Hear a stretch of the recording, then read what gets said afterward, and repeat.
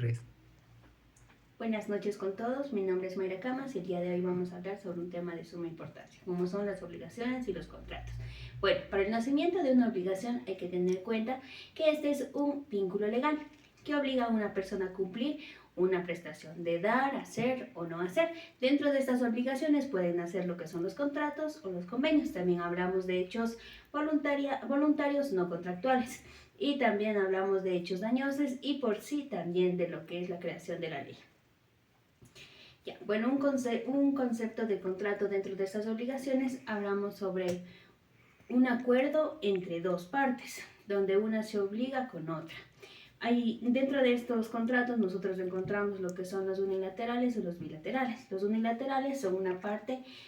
Aquí en esta solo una parte llega a obligarse, mientras que en las bilaterales ambas partes se obligan mutuamente, por ejemplo en el compra y venta. También tenemos lo que son gratuitos y honorosos. Gratuitos, eso quiere decir que solo una parte se beneficia, por ejemplo una donación. Y tenemos los que son honorosos, que aquí ambas partes se benefician. Podemos hablar de un arriendo, de una compra-venta. También tenemos los que son los contratos conmutativos o aleatorios. Dentro de estos, los conmutativos son los que presentan prestaciones equivalentes y los aleatorios buscan lo que es el beneficio, depende de un riesgo, por ejemplo el contrato de seguros. También tenemos lo que es principal o accesorios. Principal tiene vida propia y accesorio depende de otro contrato, por ejemplo garantía o fianza. También tenemos que tener en cuenta que hay real, solemne o consensual.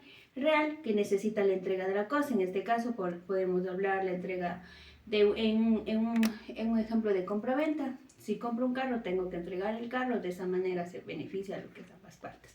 Tiene que este contrato ser solemne, requiere de formalidades legales y consensual, que quiere decir que con esto que ambas partes tienen que estar de acuerdo voluntariamente sin vicios dentro del mismo. Dentro de los elementos del contrato nosotros encontramos tres. Lo que es los elementos esenciales, ya que sin ellos no existiría un contrato, por ejemplo, consentimiento, lo que es el objeto y la causa. También hablamos de su naturaleza, lo que se sobreentiende que si no se pacta, no podría formarse lo que es un contrato, y tenemos los que son accidentales, los que se acuerdan expresamente mediante cláusulas. Bueno, ¿cuáles son los requisitos primero para obligarse?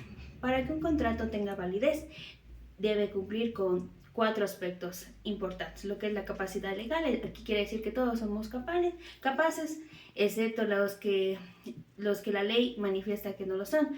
Aquí, por ejemplo, pueden ser personas mayores de edad, no tener una incapacidad.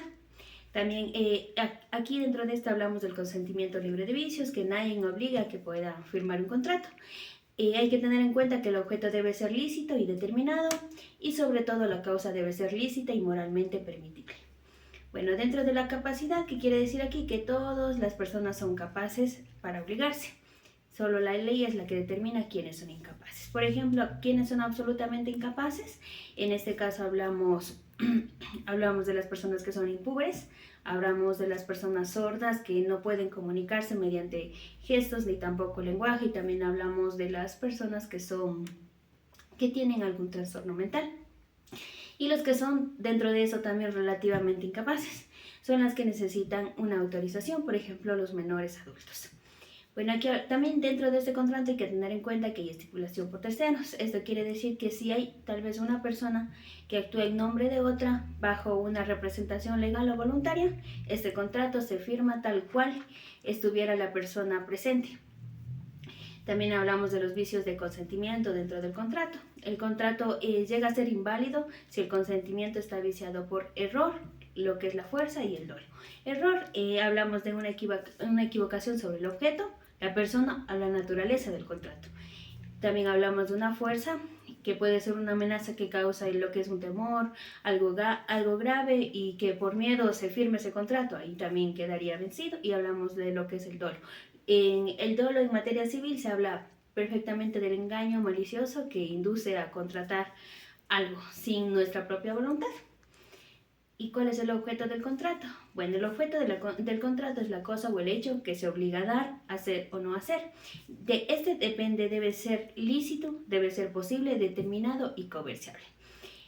Dentro de eso también hablamos de un objeto de lo que no puede ser. Por ejemplo, algo fuera del comercio, como cosas robadas. Esto no puede ser un objeto que pueda contratarse dentro de un contrato, tampoco derechos no transferibles, cosas embargadas y también lo que son actividades ilícitas, por ejemplo, como deudas en juegos de azar o venta de pornografía ilegal. También tenemos las causas del contrato, el motivo que lleva a contratar. Este debe ser real y lícito. Por ejemplo, en estas causas hablamos de una causa si es lícita, pago por cometer un delito, eso no se puede hacer. También hablamos de la nulidad de los contratos. Dentro de esto, si un contrato es declarado inválido por la ley, no se puede forzar a su validez con cláusulas que renuncien a la acción de nulidad. Es decir, no se puede legalizar lo que es un contrato cuando ya está dicho que este es ilegal. Bueno, dentro de esto también hallamos lo que es... Ya, una vez conocido lo que son las definiciones, términos, cláusulas y todo lo que tenga que ver con un contrato, podemos hablar de los tipos de obligaciones. Nosotros contamos con obligaciones civiles y naturales. Las civiles son las que se pueden exigir por vía judicial. Si alguien no las cumple, se puede demandar legalmente, mientras que las naturales no son exigibles judicialmente, pero si cumplen voluntariamente no se puede pedir su devolución, ya que de esta manera esta solamente se realiza por razones morales y nada más que eso. Por ejemplo, dentro de eso encontramos las obligaciones, como un ejemplo de las obligaciones naturales, encontramos hechos por personas con juicio suficiente, pero incapaces legalmente, como menores adultos. También tenemos obligaciones prescritas, es decir, que pasó el tiempo para cobrar y eso ya se perdió. También hablamos de actos que no cumplieron con las formalidades legales, por ejemplo, un testamento que estuvo mal hecho.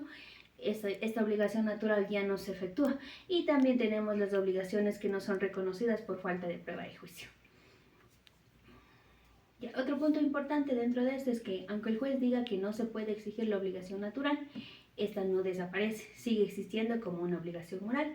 Y también tenemos que las garantías dentro de esto, como lo que son fianzas, prendas, hipotecas, que den terceros en relación a obligaciones naturales, son válidas. También encontramos lo que son las divisiones en obligaciones condicionales y modales. Entonces, ¿qué es una obligación condicional? Es aquella que depende de un acontecimiento futuro o incierto para que pueda suceder. Por ejemplo, dentro de esta encontramos lo que son positivas, que ocurra algo. Por ejemplo, si apruebas el curso, te pago algo. Entonces, de esta manera se cumple lo que es una obligación. También tenemos lo que es negativa, que no ocurra algo. Por ejemplo, te doy dinero si no renuncias. Y tenemos también lo que son la potestativa. Depende de una de las partes, por ejemplo, del deudor o del acreedor. Tenemos también lo que es la causal, depende del azar o de un tercero, y la mixta, parte depende de las partes y parte del azar o de un tercero. No valen las condiciones que dependen solo de voluntades del deudor. También tenemos el efecto de las condiciones, pueden ser suspensivas o resolutorias. Suspensivas, cuando los efectos del contrato hacen que se cumpla, y resolutorias, cuando el contrato termina si se cumple la condición. Tenemos otras reglas claves dentro del mismo, por ejemplo, las condiciones impositivas, inmorales o inintangibles hace inválido el contrato o la cláusula.